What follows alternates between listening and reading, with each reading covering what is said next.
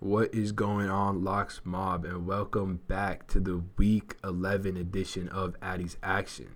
For those of y'all who are new here, my name is Addy. I am from Locks DFS.com, where we provide optimized lineups for every sport, but I'll talk about that in a little bit. Essentially what this video is, for those of y'all, again, who are new here, it's more of a GPP-oriented video where I talk about sort of my favorite tournament plays on DraftKings.com. But I also talk about, the chalk and where I think ownership is going to land and how we can differentiate our lineups to gain an edge on the field. But before we get into all of that, like I said, I'm from LocksDFS.com, where we provide optimized lineups for every sport: NBA, NHL, college, both college sports, soccer, golf, anything you could really think of. We provide it. So hit us up over there, LocksDFS.com, if you want to get a pass. Taylor has been crushing it in NBA. I believe he's won 16 of his last 19 NBA slates. For me in NHL, over the past 3 weeks, I believe it's like 23 days or so, we're winning at just a hair under 80%, which is crazy. So we've been having a ton of success over at Locks. And so if y'all are definitely interested in getting optimized lineups, using these lineups to, make your own teams or just playing them directly, you're more than welcome to definitely hit us up. Again, that is locksdfs.com. If you want to interact with me, this is my Twitter right here on the screen, @reallyaddy on Twitter. You can go ahead and interact with me here as far as if you want to ask me questions on NFL, NHL, NBA, anything really. I play all those sports, and I'm super active on Twitter. Like, I love to talk to y'all. So come Sunday morning, if you got some 1v1s or 2v2s or anything you want to run by someone else and get another opinion on it, you're more than welcome to tweet me or DM me, and I will definitely get back to all of y'all. Last sort of bit of procedure is I want to talk about that giveaway that we run. All you got to do to enter the giveaway is to like this video and comment down below something positive, something you liked about this video, something you'd like to see in this video moving forward. Your favorite GPP play, your favorite play in general. You can really comment anything as long as it's something cool, positive. You go ahead and be entered into that giveaway. And what we give away is we give away either an NBA, NHL, or NFL season pass. It's totally up to y'all, whichever one you want. And we announce the winner of the giveaway every week on Taylor's Monday NBA video. I got a few DMs asking me about where that winner can be found. So that's where it can be found, on Taylor's Locks and Sleepers NBA Monday video. That'll be where we announce the winner.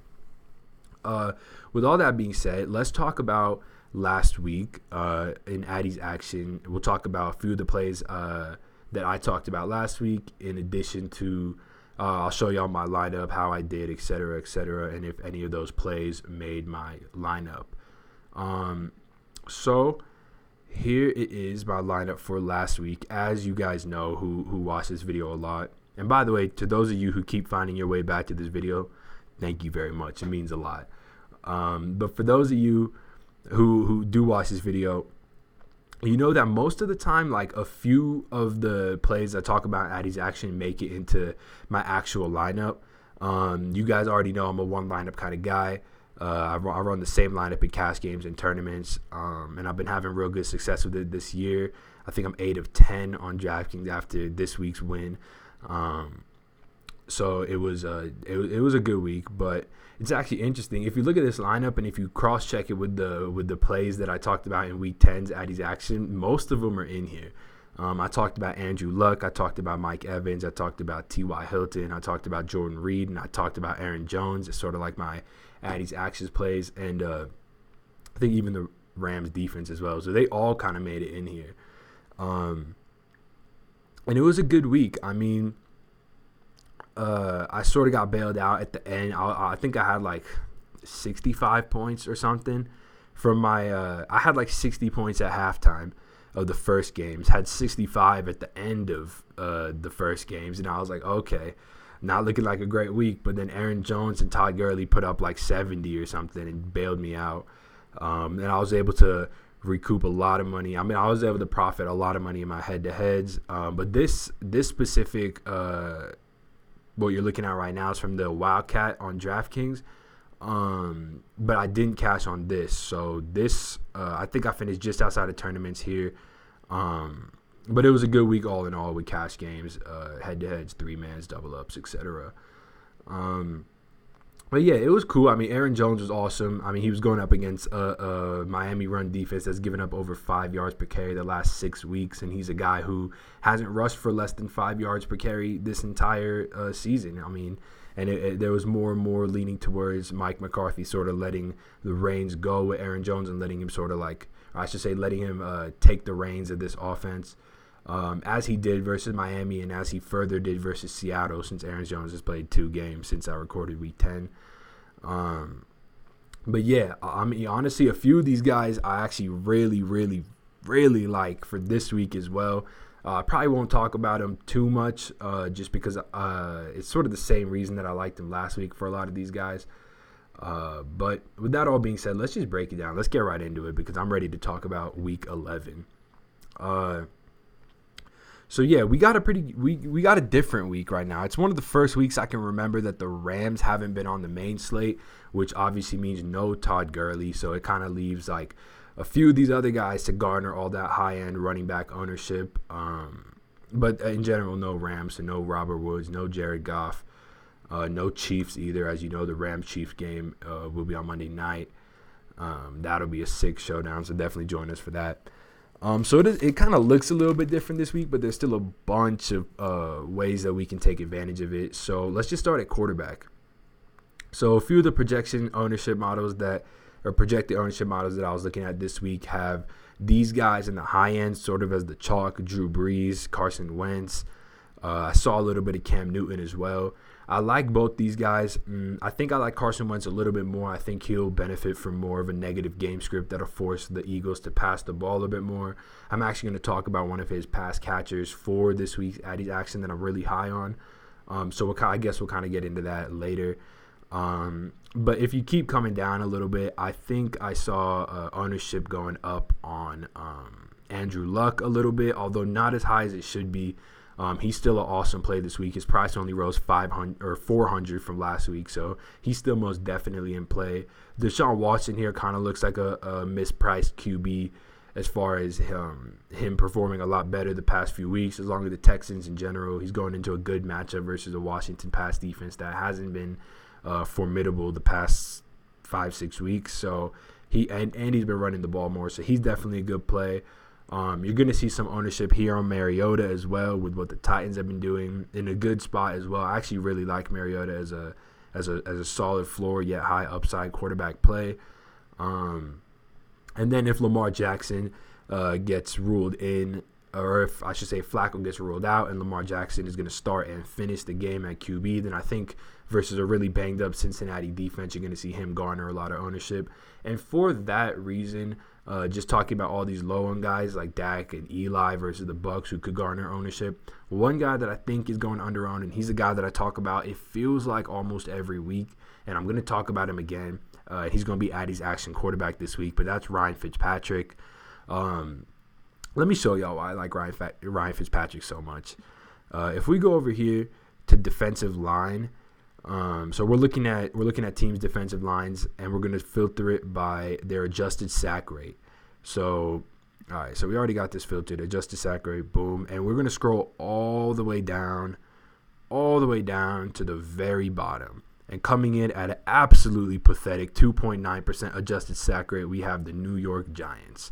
As you guys know, the biggest thing that I always look for with my quarterback is a clean pocket. A clean pocket is a must for your QB because without a clean pocket, they will not accrue substantial amounts of fantasy points. So clean pockets make everything happen. There is no defense that is immune to a quarterback who has 3-4 seconds to throw the ball, and I think Ryan Fitzpatrick will have a ton of time. I mean, the Tampa Bay offensive line is middle.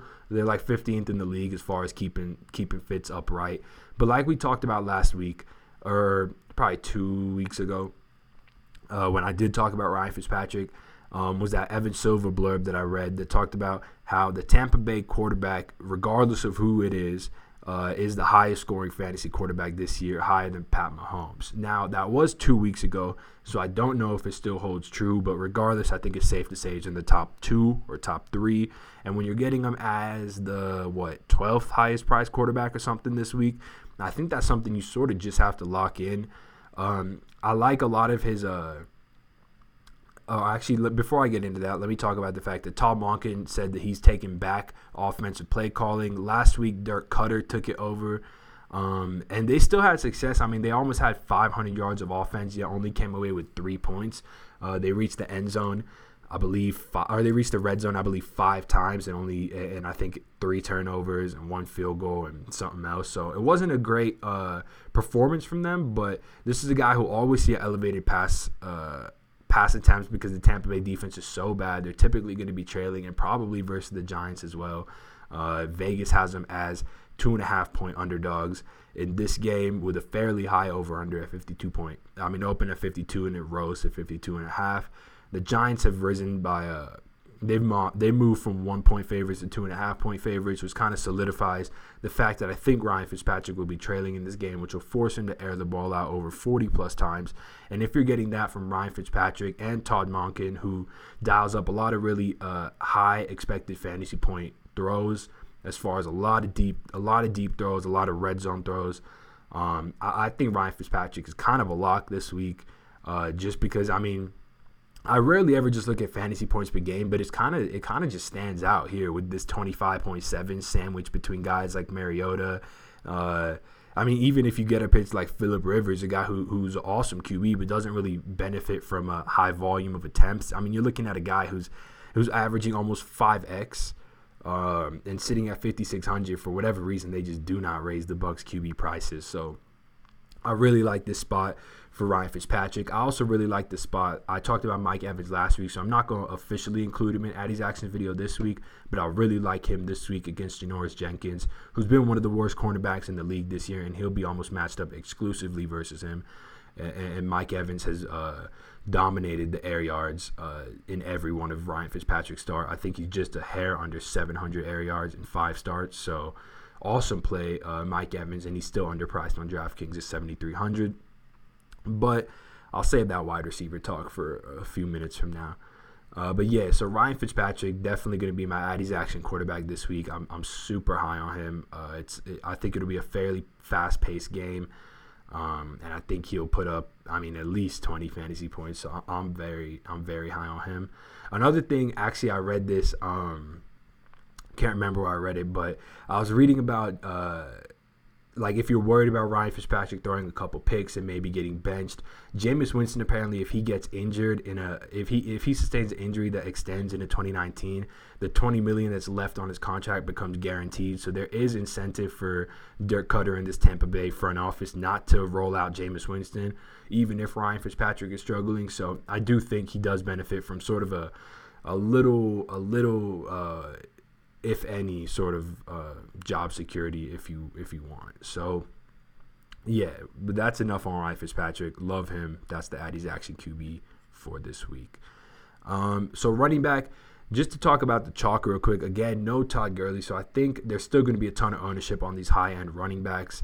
I think Melvin, honestly, all 4 of these guys are smash plays. Christian McCaffrey is as well.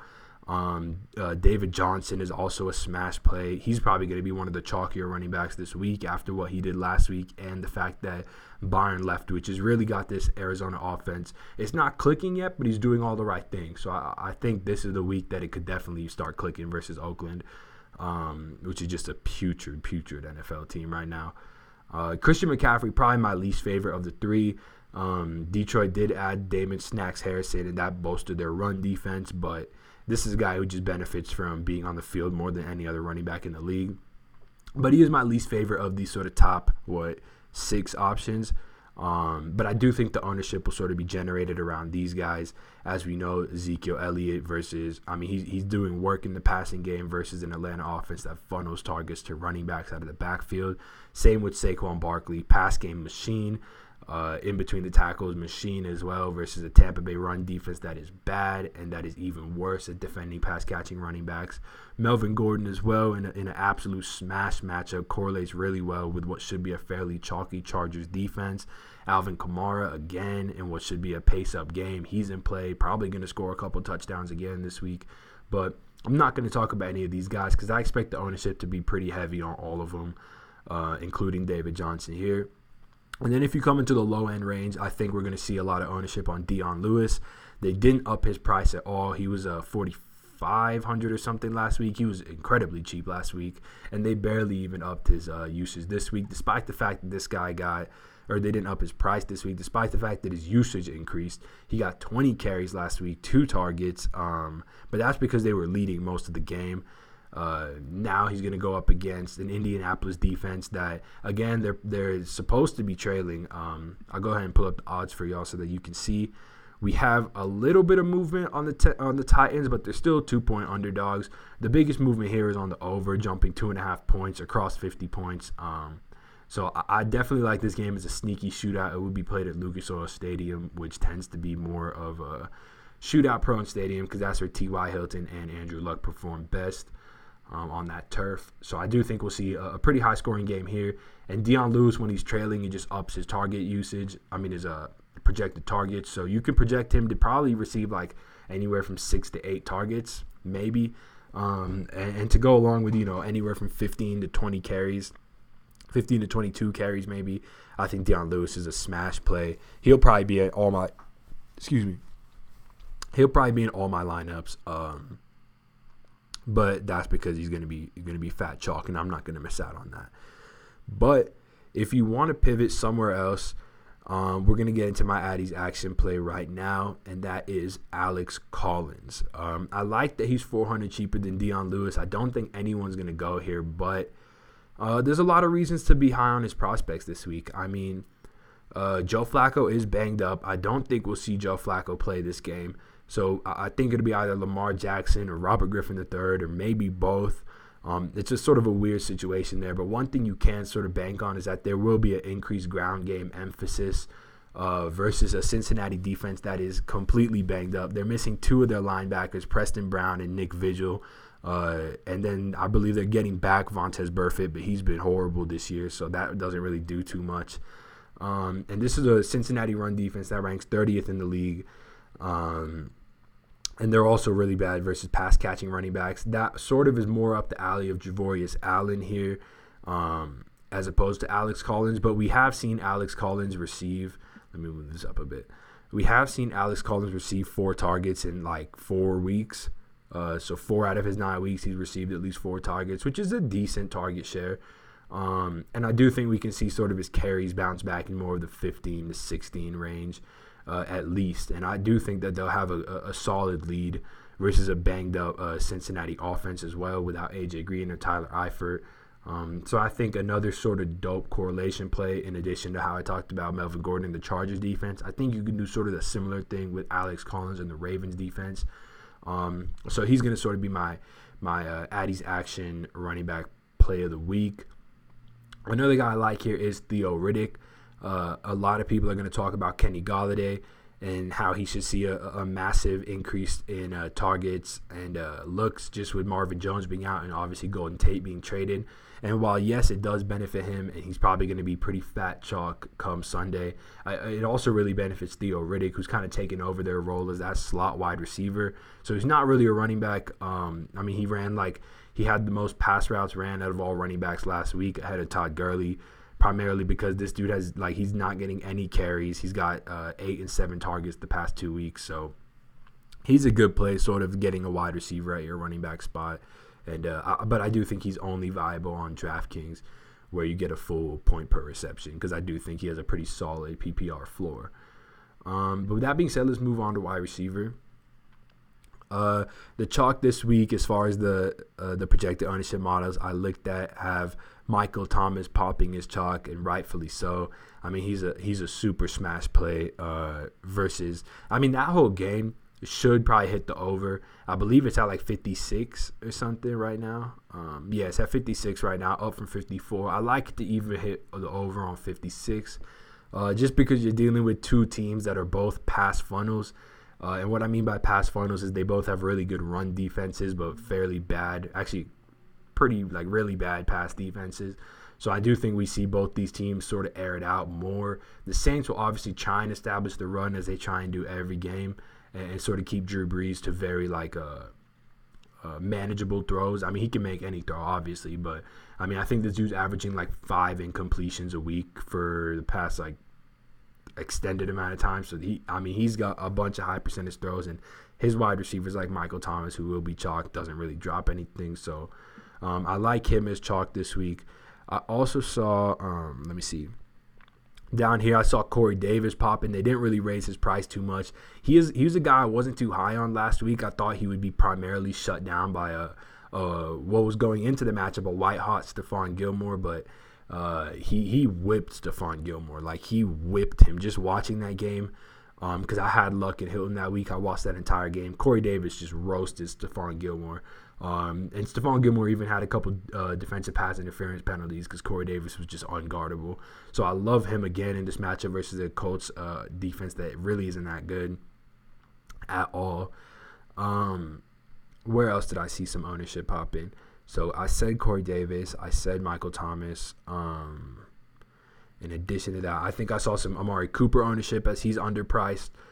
Some Larry Fitzgerald ownership as he's got 12 and 10 targets under Byron Leftwich. He is also in play. Oh, Kenny Golladay. Forgot to mention him. He was popping as like the second highest on wide receiver. And so a lot of guys in sort of this range looking to generate some ownership in this mid 5K range. So I think we're going to see a lot of people go here, pay up for a couple high-end running backs, and then try and get in Michael Thomas as well. Which I think they'll be able to do. But for that sake, I'm going to sort of target the range right above that. I really, really like T.Y. Hilton this week. He should get that slot cornerback matchup versus Tennessee for like half his routes, and they got whipped by Julian Edelman in that same spot last week. He benefits from being at home, where he's historically had pretty good splits at home versus on the road. He just works better. His game is more suited to turf, and because of his speed and quick cuts and stuff. So I like T.Y. Hilton this week a lot. Before this week's Addy's Action video, my wide receiver is going to be Alshon Jeffrey. Like I talked about earlier, I do think we're going to see an increase in pass attempts for Carson Wentz, with New Orleans being arguably the best run defense in the league and one of the worst pass defenses in the league. We're going to see probably Carson Wentz air it out more. I mean, maybe anywhere from like 10 plus more times than his average. So I love Alshon Jeffrey to see a spike target week this week. I think he could easily hit double digits. He's received at least 8 targets in 5 of his 6 games coming back from injury. So awesome play. New Orleans hasn't been shadowing with Marshawn Lattimore this year. They've sort of just been lining Marshawn Lattimore up at one side and Eli Apple on the other. So that's good for Alshon Jeffrey, that he's not going to see exclusively Marshawn Lattimore. But another real big reason why I like him, and let me just move this back down. Big reason why I like him. Let's go over, again, we're on footballoutsiders.com, and we're going to go to team defense. So if we look at just New Orleans pass defense in general, they do rank 28th in the league, yet they're the 3rd best run defense. So that's as pass funnel as it gets.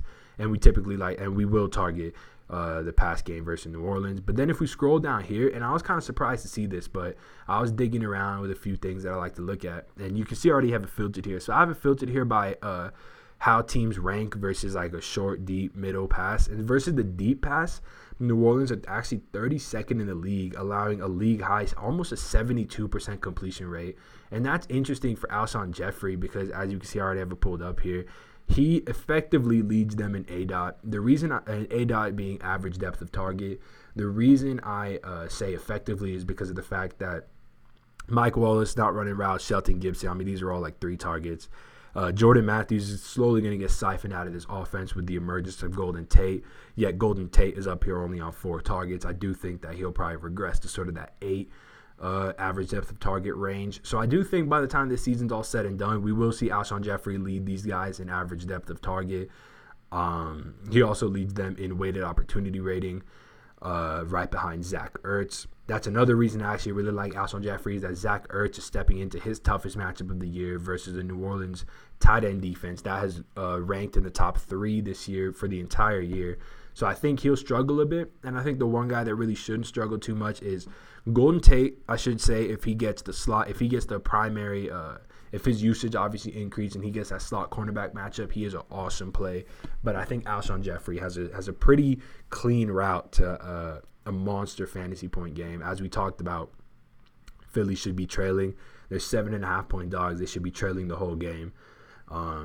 And I really like Alshon to eat this week, and he's super cheap on DK as well. I didn't even mention the fact that he's only 6,300, so he's an awesome play, and he will be my Addy's Action wide receiver of the week. With that being said, I think that's probably enough on wide receiver. I'm really high on Amari Cooper, like I talked about as well.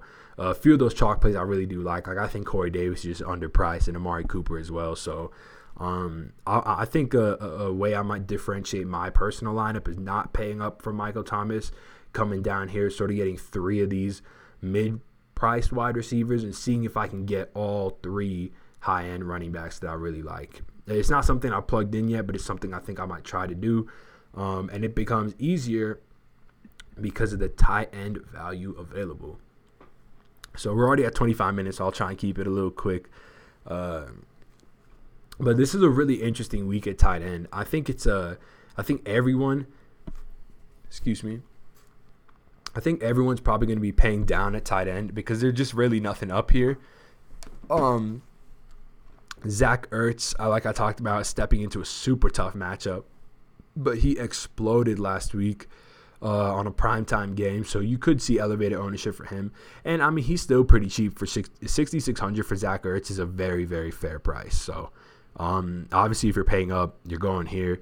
But I do think we'll see most people pay down because of the plethora of options at high-end running back and wide receiver. I think people are going to try and get those in.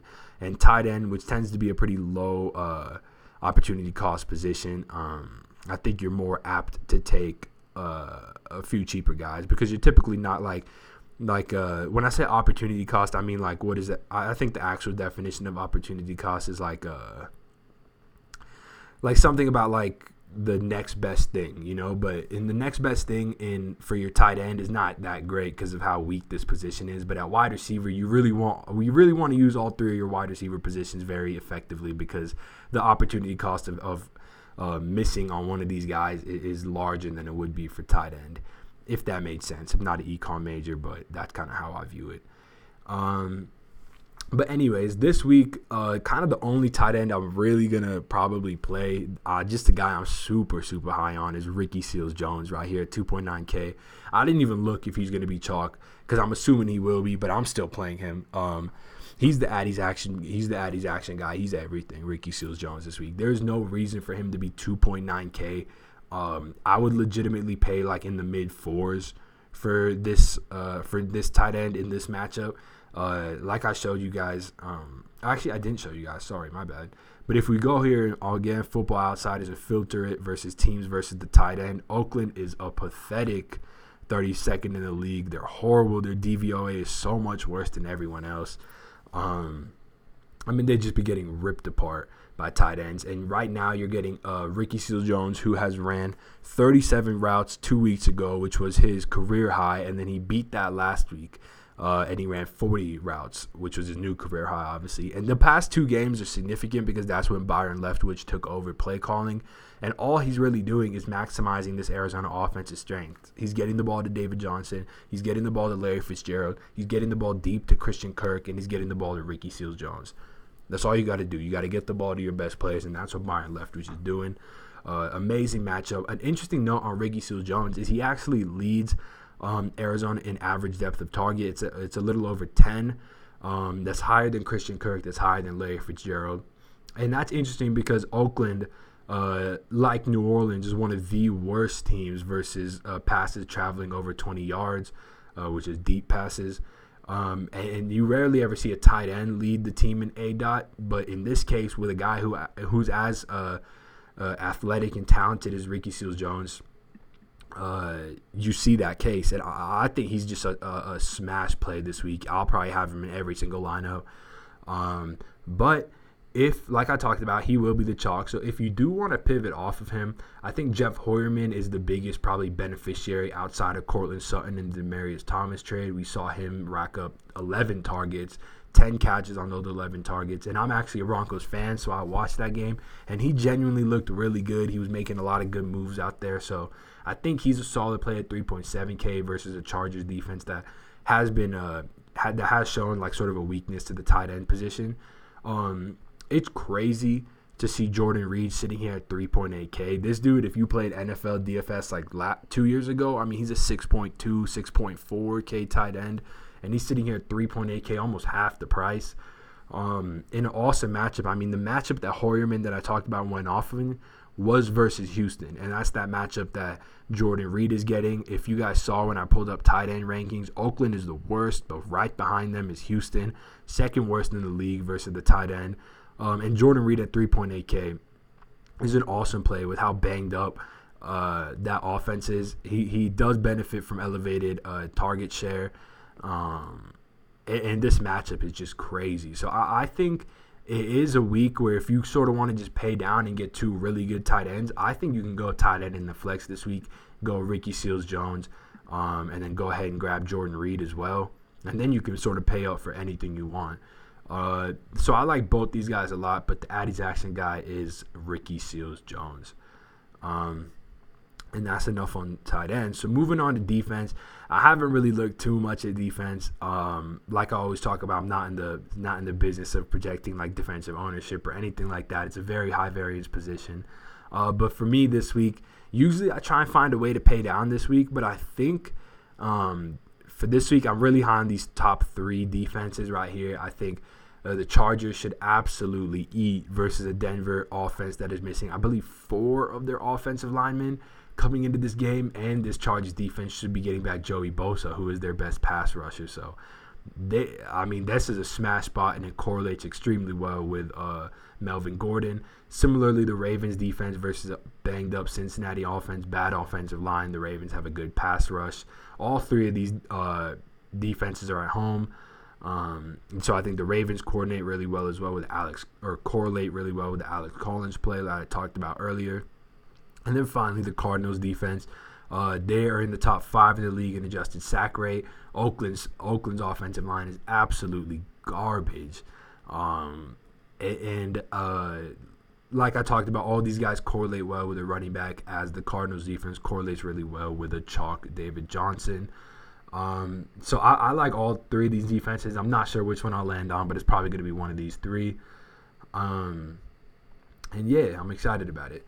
So with that all being said, once again, if y'all want to follow me on Twitter, hit me up right here at ReallyAddy. Ask me anything you want. I'd love to interact with y'all. So hit me up here. And yeah, with that all being said, appreciate you guys checking me out. And I will see you guys for Week 12's edition of Addy's Action. All right, let's make some money this week. Peace.